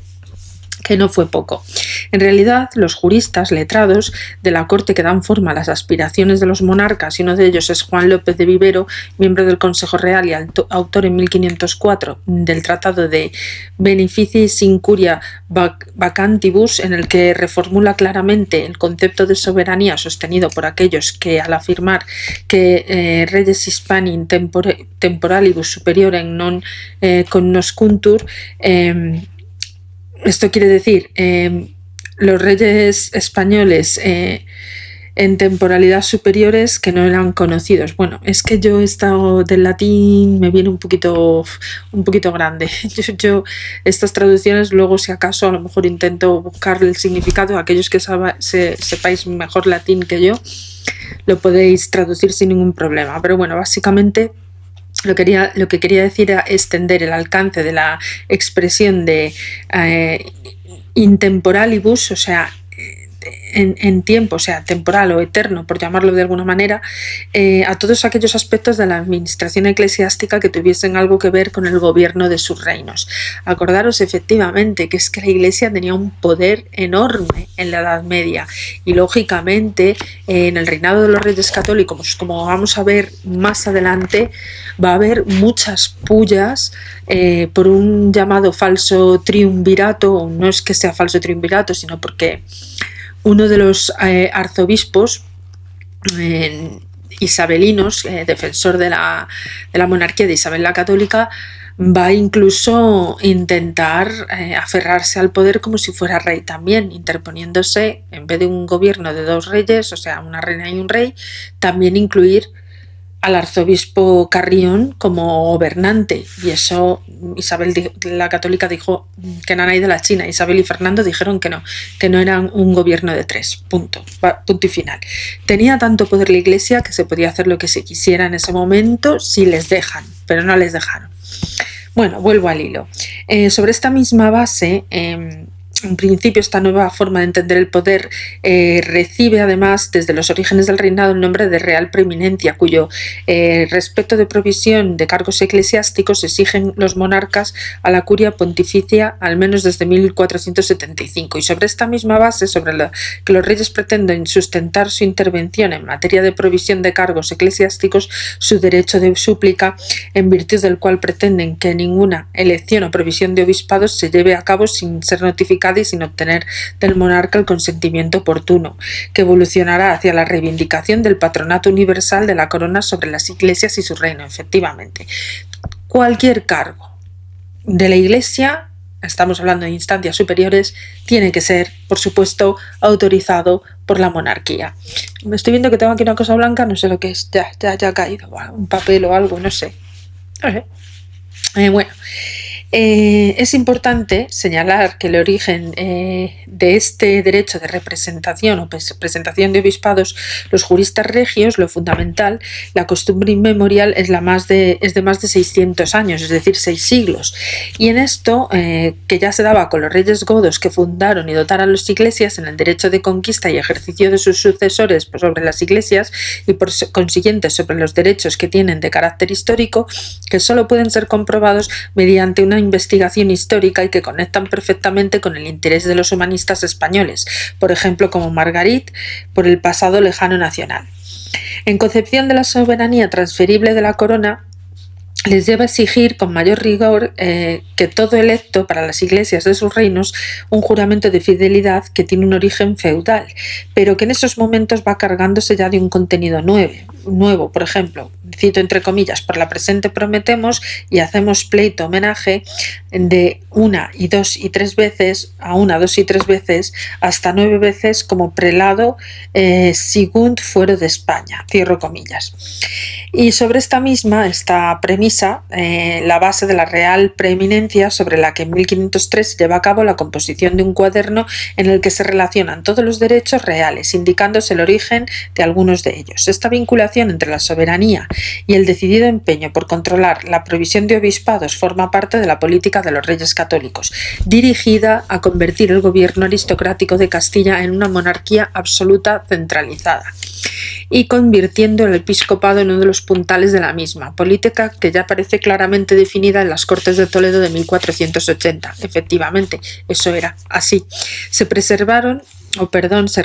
la función legislativa y espaciaron la convocatoria de las Cortes y reformando el Consejo Real, haciéndolo presidir por un prelado y cifrando su composición en 3 caballeros, 8 o 9 letrados y entregando a estos, procedentes de la clase media, el poder y excluyendo de hecho a la nobleza,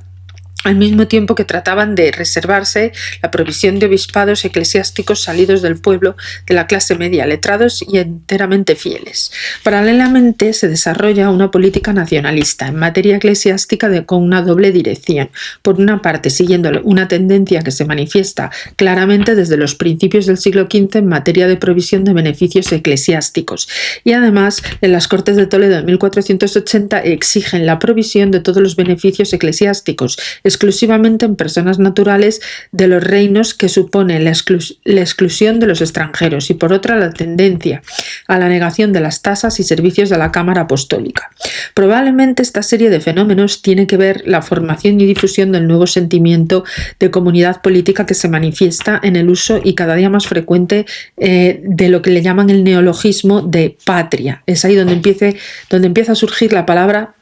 patria, ¿vale? Esta serie de nuevos planteamientos en las relaciones entre el nuevo Estado emergente y la curia romana obedecen también a la introducción en el ámbito de la vida social y un neto principio de la secularización que se plasma en los consejos de Gómez Manrique, poeta de los más importantes colaboradores de los Reyes Católicos en su regimiento de príncipes. Dirige además el verso a Isabel de 1473, es decir, antes del comienzo del reinado, las plegarias, las devociones, los actos y la piedad que deben pasar detrás de las tareas del gobierno. Desde este punto de vista no se trata de subordinar la política a la religión, ni la religión a la política, sino que una concepción nueva en virtud de la cual la vida religiosa de un ser humano máxime de un gobernante es ante todo preocupación por la sociedad, por la cosa pública, y su responsabilidad moral le impulsa a la vida activa, no a la retirada del mundo. Las vicisitudes de su vida estrictamente privada pasan a un segundo plano. Por otra parte, en la relación también con el Estado moderno, como ha señalado el historiador, es preciso formular 2 preguntas. La primera, ¿cómo se hace aceptar? Y en este sentido es preciso tener en cuenta que el diálogo entre el príncipe y los súbditos se ha instaurado como uno de los elementos constitutivos del Estado, de manera que aquel nacen de 2 estructuras indispensables complementarias, el de la legitimación ideológica y por supuesto el de la opinión, cuyo funcionamiento depende estrechamente del nivel de desarrollo de los instrumentos culturales de la comunicación. Obviamente, si no hay forma de que llegue la educación al pueblo o de alguna manera por algunos medios que la gente se instruya, pues es muy difícil tener una comunicación positiva. En cambio, si tratas de acercar el gobierno, las inquietudes al pueblo y para que el pueblo se exprese también, pues hay como una comunicación activa de 2 canales, básicamente. La segunda, ¿qué relación es la necesaria que se establece en el estado del desarrollo cultural de una sociedad dada? Y a este respecto hay que poner de relieve que el Estado moderno ha nacido en el contexto de una verdadera revolución cultural y a su vez el Estado mismo acelera y alimenta mediante el fenómeno del feedback, efectivamente lo que os he dicho, esa comunicación que establece los 2 canales, emisor-receptor, receptor-emisor, es decir, por poner un ejemplo así sencillo, lo que os estaba diciendo, el pueblo, pues si el pueblo no tenemos el conocimiento de lo que se mama en el pueblo, pues lógicamente estamos aislados. Y aquí a nosotros lo que nos interesa es que no haya rebeliones ni que haya guerras internas. ¿Por qué? Pues para eso es necesario comunicarse de gobernantes al pueblo, ¿vale? La estrecha relación de estas dos cuestiones se halla el problema del control de la información, la capacidad de ordenar el doble plano espacial y la cronología.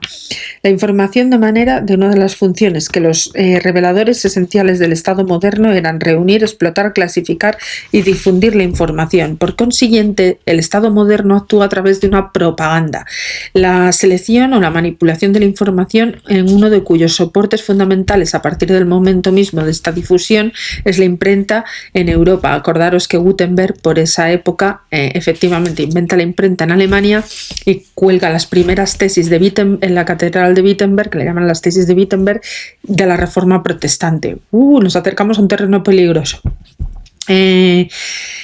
Sigo. A partir de este momento la difusión de la imprenta, como he dicho, en Europa, y es el libro de la ilustración. En los medios de los monarcas que han empleado para afirmar su poder figura el reciente invento, una nueva técnica de la imprenta como instrumento a su servicio y en su coyuntura histórica concreta en los últimos decenios del siglo XV y primeros del XVI en el ámbito de la corona de Castilla, más en concreto en los más importantes empleados por los reyes católicos, el fortalecimiento del poder regio. Como contrapartida al éxito de la nueva técnica se vio ampliamente favorecido por la utilización política. Lógicamente empezaban a discurrir los famosos basquines,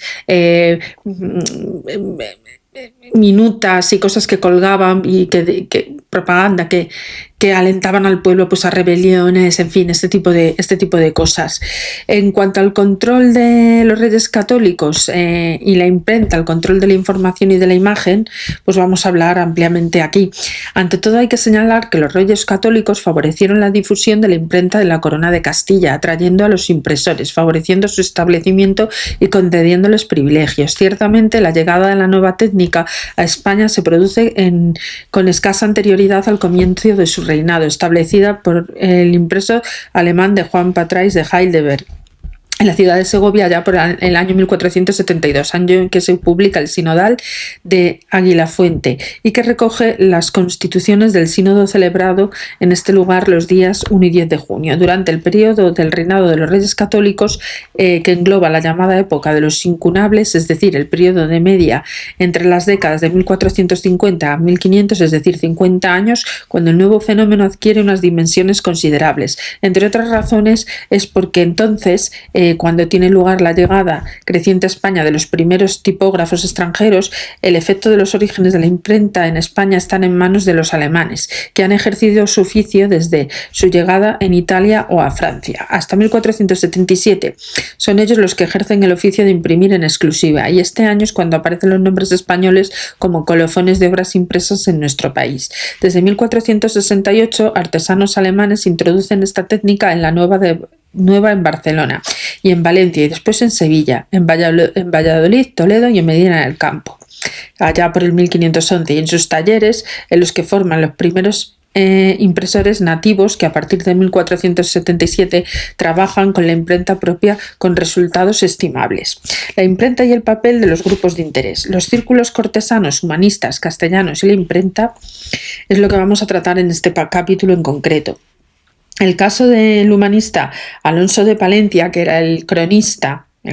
más importante de los reyes católicos, es muy significativo desde el punto de vista de la difusión del nuevo sistema de producción libraria en los sectores intelectualmente más avanzados de la sociedad castellana en la segunda mitad del siglo XV. Nacido el 21 de julio de 1424 y muerto en marzo de 1492, lleva a cabo 2 estancias en Italia que le permiten contactar con humanistas de este país. Secretario de los príncipes desde el momento mismo de su matrimonio, cronista regio y hombre de confianza de los reyes, comprende rápidamente el inmenso potencial de esta nueva tecnología. Por supuesto, o sea, son pues como los periódicos. Los primeros periódicos hoy en día, pues los periódicos de aquella época pues surgieron así, ¿vale?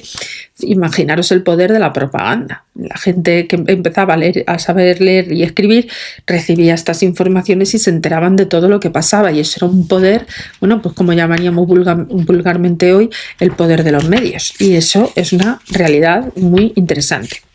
El primer testimonio de su colaboración con los impresores de la edición de la traducción de Lo Specchio della Croce de Domenico Cavalca, aparecido en 1486, lo convierte en el segundo libro salido de las prensas sevillanas entre 1490 y 92, que salen de las prensas de los 4 compañeros alemanes, y a la firma del Meinardo Ungut y Stanislao Polono, con sus obras siguientes: Universal vocabulario en latín en romance, Las vidas de Plutarco, Flavio Josefo de las guerras de los judíos con los romanos y Contrapión gramático, aparte de otras obras escritas anteriormente, las traducciones castellanas de la batalla campal de los perros contra los lobos, La perfección del triunfo militar y De Synonymis Elegantibus, concretamente el Universal vocabulario en latín y en romance, ¿vale? Básicamente estos son los libros que estaban teniendo ese poder, bueno, pues de formación y de lo que es, pues, culturización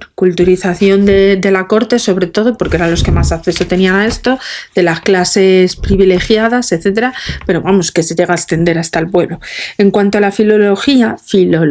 que no es filosofía, filología es el estudio de la lengua, la imprenta y su poder, la imprenta y las lenguas vernáculas. La aparición de la imprenta constituye un factor fundamental para la consolidación dinástica y el desarrollo del nacionalismo debido a la tipografía que frenó el cambio lingüístico y enriqueció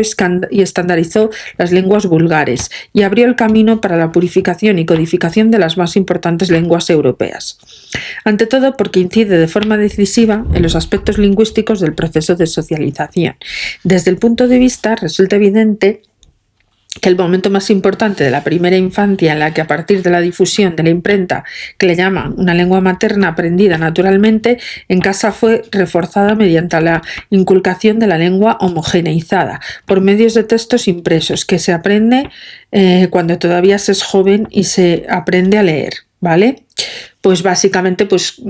como aprender otro idioma, pues se aprende desde pequeño en casa y con manuales, con cartillas, ¿no? Las raíces lingüísticas y arraigo patriótico se reunieron a partir del momento en que las escuelas de gramática comenzaron a enseñar y leer recurriendo a las lenguas vulgares y no al latín. En el caso concreto de Castilla, las nuevas prensas producen poco después, en 1500, uno de los primeros abecedarios y un folleto para enseñar a leer a los niños, que contiene también las plegarias principales y nociones elementales de instrucción religiosa. También hay que decirlo, en la época de los Reyes Católicos, por supuesto,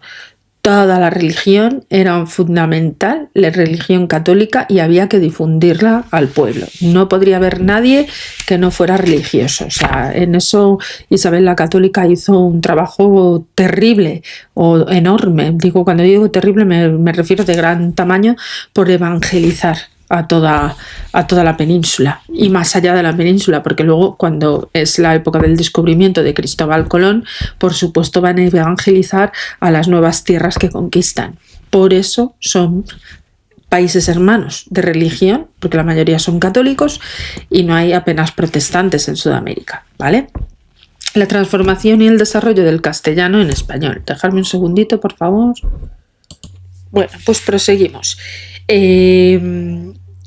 Es cierto que no se produce una unificación lingüística en la península, ya que el portugués y el catalán continúan siendo lenguas de comunicación en sus dominios perceptivos y respectivos entre 1475 y 1550. Se produce una disminución drástica de las obras impresas en catalán y en transformación. Esa transformación no es fruto de la presión política directa, pero es el paso de Castilla en la doble monarquía que ha sido determinante en la imposición del castellano en la corona de Aragón. Efectivamente, se empieza a dar paso a que se hable más castellano que otras lenguas vernáculas, ¿vale? Algunos datos concretos nos permiten captar de cerca cómo ha tenido lugar este fenómeno, ¿vale? Por otra parte, los mismos protagonistas del proceso de cambio lingüístico son plenamente conscientes de la originalidad que supone el empleo del castellano como medio de comunicación escrita, en los campos que hasta entonces no había sido usado como tal. Elio Antonio de Nebrija fue uno de los primeros nombres dotados y doctos que supieron valorar el poder difusor de la cultura que se enterraba en el arte de la imprenta, y buena muestra de lo cual es lo que le ocupó personalmente la edición de la mayor parte de las obras en talleres salamantinos de impresos anónimos, y uno de los cuales que imprime en 1492 es la gramática castellana, vamos, el castellano, el primer libro de gramática castellana que conocemos como tal. Básicamente, la explicación de estas ideas formuladas pensando en la inmediata conquista de Granada y la posterior gran cruzada contra el Islam en África y en el Santo Sepulcro bajo la iluminada dirección de los Reyes Católicos se lleva a cabo en América tras el descubrimiento ese mismo año. Es decir, que se llega también a la difusión del castellano gracias no solo a las cruzadas, sino también, por supuesto, a la intervención de la exploración de los nuevos territorios de las nuevas Indias que van a dar con la conquista de Sudamérica, ¿vale? El proceso recopilador, el control de la ley del derecho, pues hay un ámbito en que la imprenta se manifiesta extremadamente útil para estos gobernantes, un ámbito eminentemente político, como es la formulación del derecho, especialmente teniendo en cuenta que se ha afirmado que con los reyes católicos el decisionismo jurídico castellano se hace más fuerte. Y es cierto. El resultado de esta demanda de recopilación que se registra en el siglo XV es la elaboración de toda una serie de obras llevada a cabo durante el reinado de los Reyes Católicos, que no solo es la utilización de la imprenta lo que lo hizo posible, sino que culmina además con el encargo realizado por los Reyes Católicos en las Cortes de Toledo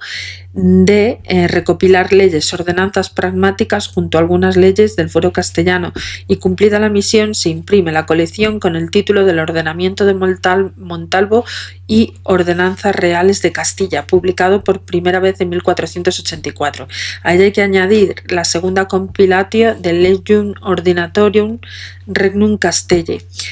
que además es el resumen alfabético de la legislación castellana redactado con carácter privado por el mismo jurisconsulto, publicada en una primera edición de fecha y lugar desconocidos, y una segunda de 1496, que es el libro de las bulas y pragmáticas, editado en Valladolid en 1492, impreso en Madrid en 1499, las leyes por la brevedad y el orden de los pleitos, y el fuero real, publicado en 1501. Vamos a hablar de la historiografía política y el control de la propaganda y de la ideología. Pues obviamente, si sabes leer, sabes imprimir, puedes difundir ideas, y estas ideas que se difunden pues son lo que llamamos la publicidad. ¿Cómo puede la publicidad o la propaganda cambiar estatus políticos? Pues muy fácil, pues como sucede hoy en día también con nosotros, pues muchos medios se dejan también influenciar por ideologías políticas y utilizan sus medios para distribuirlas. Básicamente es eso. En la España del siglo XV la historia se pone de moda tanto por la diversidad de formas y enfoques como por el interés que despierta en los distintos sectores de la sociedad. Sin embargo, esta no es en absoluto una tendencia espontánea, sino el resultado de un esfuerzo llevado a cabo por la historiografía de esa época, que ha logrado vencer la ancestral tendencia que los españoles tienen a preferir la acción a la narración de sus propios hechos históricos o sus propias gestas. La historiografía evoluciona a lo largo de la centuria con un doble sentido. Por una parte, se comporta de forma diferente en los distintos reinos, de manera que mientras en Aragón se presta durante buena parte de la misma poca atención oficial a la historiografía, por ejemplo en Castilla se experimenta una verdadera eclosión motivada por las luchas políticas y por las inquietudes de intereses de la nobleza. Por otra, la diversidad de los enfoques ya existentes durante las 3/4 partes del siglo deja paso a una única interpretación medida que crece por el poder de la monarquía. Los historiadores vinculados a la nueva dinastía trastámara han procurado evitar el debilitamiento de la institución monárquica inherente a la discontinuidad, dotándola de un aire de continuidad y permanencia, creando una tendencia que recogerán y elaborarán los apologistas históricos de los reyes católicos. Esta transformación tiene mucho que ver con el desarrollo de un nuevo sentido político o sentimiento de patriotismo que gana terreno progresivamente desde los días de Alonso Cartagena hasta los de Nebrija, y desde el punto de vista de los medios de expresión, que se plasma con la creciente estima y la propia lengua frente al latín. lo que hará que la historiografía española y la época se sirva en lengua vulgar, fundamentalmente en el castellano, circunstancia que no hará menos moderna, sino más plasmar la aspiración a utilizar como lengua y cultura una lengua remodelada sobre el modelo de las lenguas clásicas. Y bueno, básicamente aquí habríamos terminado lo que es esta eclosión de lo que es el humanismo. Vamos a hablar en conclusión, ¿vale? Porque es un resumen de todo lo citado. Para concluir es necesario recapitular las ideas que parecen fundamentales, que aunque sea de forma un tanto telegráfica. Quizá la mejor muestra del impacto ejercido por el humanismo en el siglo XV en la formación del Estado moderno sea la perduración hasta la historiografía nacional reciente de muchos de los tópicos sobre el pasado de España, los españoles y creados por él. Los tópicos han formado gran parte a través de la experiencia intercultural que significa la puesta de contactos en los nuevos modelos formados en la península italiana desde el siglo XIV y puesta en contacto que tienen al menos un doble sentido de aceptación, por ejemplo, en Alonso de Palencia, pero también el rechazo motivado por la actitud desdeñosa de los humanistas italianos hacia todo lo que no fuera propia tradición imperial romana, y que genera una fuerte sensibilización nacionalista, como por ejemplo la de Margarit y la de Nebrija. El papel desempeñado por el humanismo de Norbert Elias ha llamado al proceso civilizatorio, creándolo en la frase de la Constitución del comportamiento civilizado, que depende de modo muy directo de la organización de las sociedades occidentales bajo la norma de estados, que parece fundamental. En el caso concreto del humanismo castellano, la primera mitad del siglo XV resulta evidente en la obra de Alonso de Cartagena, cuyo humanismo se ha dicho que tiene un trasfondo claramente político y nacionalista, y se muestra en su valoración de la lengua vernácula, siempre además que desde el principio en una línea se seguirán los humanistas castellanos y posteriores, que corresponde con una actitud crítica respecto al humanismo italiano, o sea que se hace una diferencia entre lo que va a ser el humanismo castellano y el italiano, ¿vale? Por otra parte, los humanistas hispanos han hecho fuertemente hincapié en la importancia de la educación en general y más en concreto de la formación intelectual para el ser humano, para la sociedad. Si el propio Cartagena ya pone de relieve la necesidad de crear un nuevo tipo de hombre, los humanistas del Círculo de Santillana y también de Juan de Lucena acomodarán la imagen medieval del translatio studi al caso de España. Todo ello culmina con la extraordinaria valoración política y educación que aparece en Margarit y la difusión del nuevo modelo cultural reformista que propugna la necesidad del cultivo de las letras para la reforma de la sociedad y del hombre, y que pretende poner en la práctica Isabel la Católica cuando encarga a Pietro de Maitre la creación de una academia para los nobles. De ahí se puede decir que la reforma un tanto exagerada, para que cuando los reyes católicos acceden al poder en 1474, el programa del reinado ya está elaborado por José Antonio Maraval, al hablar del pensamiento político de Fernando el Católico, que ha referido a esta generación preparándola ideológicamente el reinado, y elabora las primeras versiones del mismo, formada por un espléndido grupo de escritores, en todos los cuales vibra la intensa pasión política y cuyas obras, aun aquellas que parecen ser más literarias, están llenas de interés a nuestro objeto.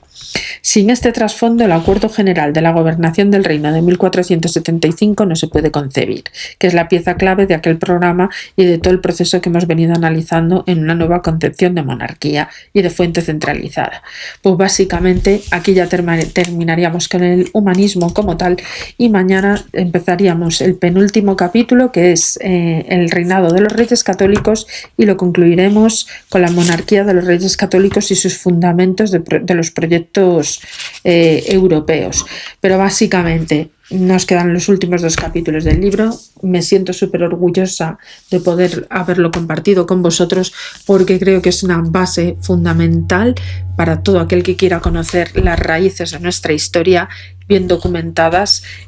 no solo en lo que es los albores de los tiempos clásicos grecorromanos, sino que por supuesto la Edad Media tiene un peso fundamental, sobre todo el impacto en las etapas posteriores de nuestra historia, nuestras tradiciones, nuestra cultura, etcétera, etcétera. Pues nada, agradeceros enormemente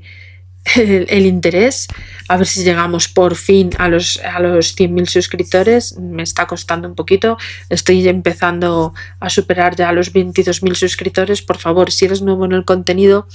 no cuesta nada, es simplemente darte a suscribir y te irás informando de los capítulos que voy publicando. Para mí es muy importante. Para ti es un simple gesto, pero para mí significa mucho, porque significa seguir